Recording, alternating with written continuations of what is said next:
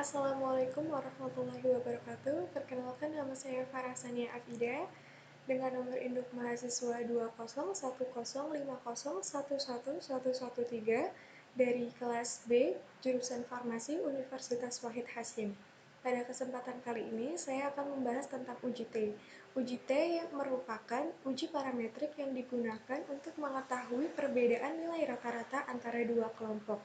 Uji T sendiri itu ada dua. Yang pertama uji T berpasangan atau dependen, dan uji T tak berpasangan atau independen. Syarat dari uji T sendiri itu ada dua. Yang pertama, data harus terdistribusi normal, dan yang kedua, data harus homogen.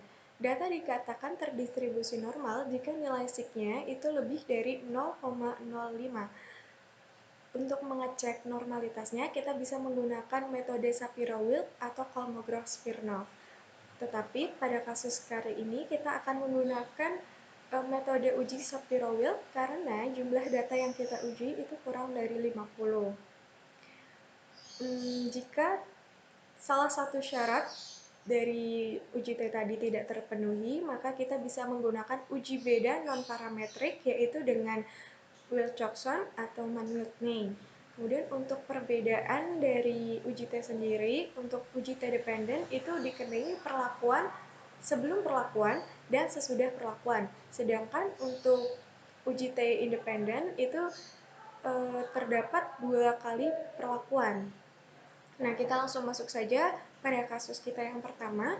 Itu bisa dilihat terdapat pH mula-mula yang dimana dia di artinya itu sebelum perlakuan ya. Kemudian di sini juga ada pH pemanasan, itu diartikan setelah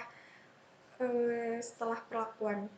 Nah, ini kalau misalnya terdapat sebelum perlakuan dan sesudah perlakuan, itu kita berarti menggunakan uji T berpasangan. Tetapi sebelum kita melakukan uji T berpasangan, kita harus mengecek dulu apakah data ini sudah terdistribusi normal atau belum. Kita langsung masuk saja kepada SPSS-nya. Nah, untuk name-nya kita isikan mula-mula dan pemanasan. Desimalnya kita isikan 2 karena terdapat 2 angka di belakang koma. Kemudian labelnya kita isi pH emulsi mula-mula dan pH emulsi pemanasan. Untuk measure-nya saya ubah jadi scale. Kemudian kita langsung masuk data view. Data view kita ada mula-mula dan pemanasan ya. Kita isikan datanya pada kolom. Ketika udah diisi semua, kita klik analyze. Kemudian descriptive statistic, explore. Nah, kita masukkan semua pH emulsi mula-mula dan pH emulsi pemanasan ke dependent list. Jika sudah, nanti kita klik plots. Pada display kita klik plots. Kemudian pada plots, pada box plotnya kita none, deskriptifnya kita kosongkan. Kemudian klik normality plots with test. Kemudian kita continue.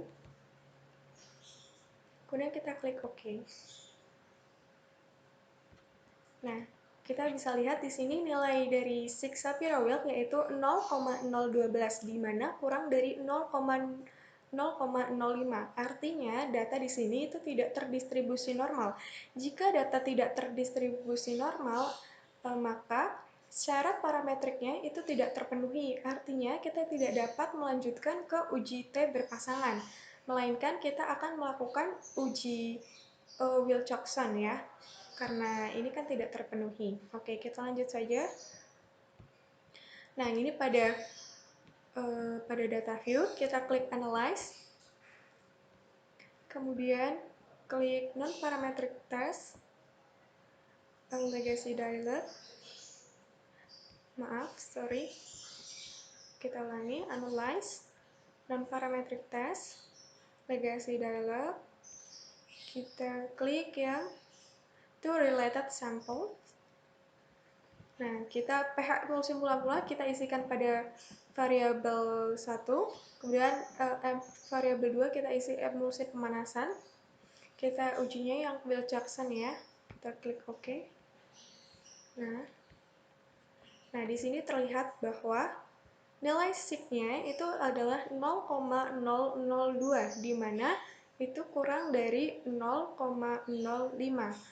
Pada uji beda Pada uji beda non-parametric Wilcoxon ini, jika nilai sigma itu kurang dari 0,05, artinya terdapat perbedaan antara emulsi pemanasan dengan emulsi mula-mula.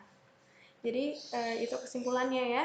Pada kasus yang pertama itu terdapat perbedaan antara pH emulsi pemanasan dan dengan pH emulsi mula-mula.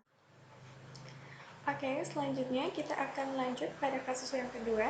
Pada kasus yang kedua, ini kita akan menentukan kadar pemanis buatan jenis sakarin pada minuman merek impor dan merek lokal. Nah, di sini ini terdapat dua kali perlakuannya, yaitu pada kadar sakarin. Ini pada kadar sakarin. Jadi, kalau terdapat dua kali perlakuan, artinya kita akan menggunakan uji T tak berpasangan atau uji T independen. Oke, tetapi kalau sebelum kita melakukan uji T independen, kita harus mengecek dulu apakah datanya ini sudah terdistribusi normal atau belum. Kita langsung saja masuk kepada SPSS-nya. Nah, pada variable view-nya, kita isi yang pertama adalah lokal dan impor, kemudian desimalnya kita isikan 2 karena terdapat 2 angka di belakang koma ya. Kemudian pada labelnya kita isikan kadar sakarin lokal dan kadar sakarin impor. Kemudian measure-nya kita ubah menjadi scale. Masuk pada data view, ini kita isikan dulu datanya. Kemudian jika sudah diisi, kita klik analyze, descriptive statistic, explore. Kemudian kita pindahkan kadar sakarin lokalnya ke dependent list, kadar sakarin impornya juga ke dependent list. Kemudian displaynya kita klik plots. Pada plots di sini kita klik. Nah, pada box plot kita none. Kemudian untuk deskriptifnya kita kosongkan. Kemudian kita klik normality plots with test. Kemudian kita continue. Kemudian kita klik OK. Nah, nanti kita akan keluar output seperti ini. Nah, kita lihat pada signya Shapiro Wilk itu nilai signya yaitu 0,023, di mana kurang dari 0,05. Artinya data di sini tidak terdistribusi dengan normal. Jika data tidak terdistribusi dengan normal, artinya tidak memenuhi syarat parametrik uji T. Selanjutnya, kita akan melakukan uji beda non-parametrik dengan menggunakan Mann-Whitney ya. Kita langsung masuk saja. Nah, oke. Untuk uji Mann-Whitney, kita pada name-nya kita isikan merek, kemudian ini kadar sakarin, desimalnya kita 0, untuk merek kadar sakarinnya 2, untuk label merek minuman, dan yang kedua kadar sakarin. Nah, untuk value-nya, di sini 1 untuk lokal, 2 untuk impor. Kemudian measure-nya kita ubah menjadi scale. Selanjutnya kita masuk ke data view. Nah, data view di sini kita sudah masukkan datanya ya. Setelah itu kita klik analyze, kemudian non-parametric test, kemudian legacy dialog, kita klik yang to independent sample. Nah, pada di sini nanti kita masukkan merek minum kadar sakarin itu pada test variable list.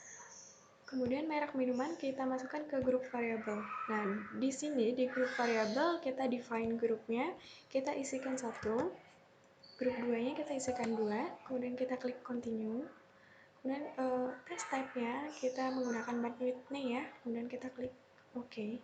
Nanti akan muncul output seperti ini. Kita bisa lihat nilai signya di sini adalah 0,289, di mana lebih dari 0,05.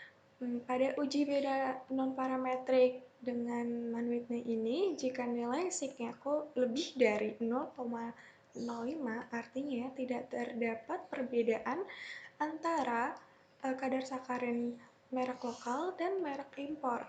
Jadi kesimpulannya tidak terdapat perbedaan kadar sakarin pada merek minuman lokal dan merek minuman impor. Sekian dari saya, apabila ada kesalahan kata mohon dimaafkan.